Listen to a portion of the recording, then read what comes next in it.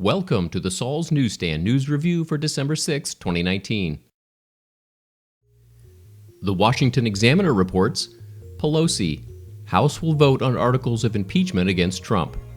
House Speaker Nancy Pelosi announced the House will pursue articles of impeachment against President Trump for his, quote, failure to faithfully execute the law. The California Democrat said the House has gathered evidence from weeks of testimony that shows the president abused his office and obstructed Congress in an effort to undermine his political rival, former Vice President Joe Biden. Pelosi's announcement comes after weeks of public and private testimony from current and former Trump administration officials. Pelosi did not describe the impeachment articles or the timeline, but Democrats have outlined a case that will likely center on abuse of power and obstruction of Congress.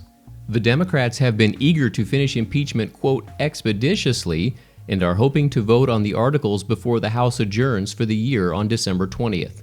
A panel of constitutional scholars, mostly staunch critics of the president, testified in the Judiciary Committee on Wednesday that Trump has committed impeachable offenses. The Republican witness argued the evidence was too thin.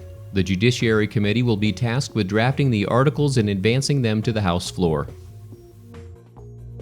An article from The Hill states, powerful House panel to hold Medicare for All hearing next week. A powerful House committee announced on Tuesday that it will hold a hearing next week on Medicare for All, as well as several other proposals to expand health coverage in a boost for backers of the progressive policy priority.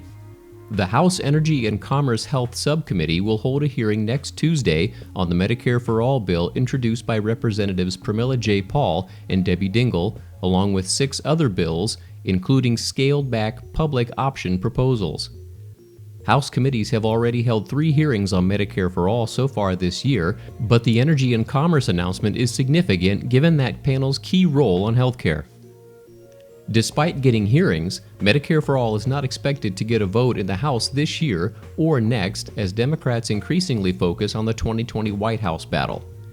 Speaker Nancy Pelosi, while giving her support to airing ideas at a hearing, has been raising increasingly explicit warnings against the policy dominating her party's presidential race, warning of its cost and that people do not want to lose their private insurance. And finally, what to do next time you get a call from scammers claiming to be from the Social Security office. Calls from scammers claiming to be from the Social Security Administration are increasing.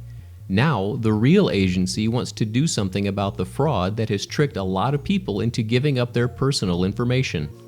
When your phone rings, your caller ID may even look like it's from the real Social Security Administration. The caller usually tells you that your number has been suspended because of suspicious activity, and they can help you reactivate it. Then, they ask you to confirm your number.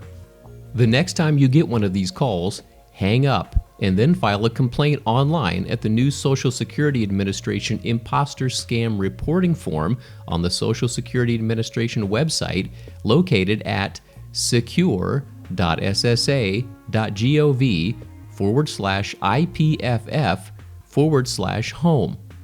There is a link to the form in the description below. The form collects information that law enforcement will analyze for trends to help identify the scammers. And that concludes your Saul's Newsstand News Review for December 6, 2019. For more political news faster, visit saulsnews.com.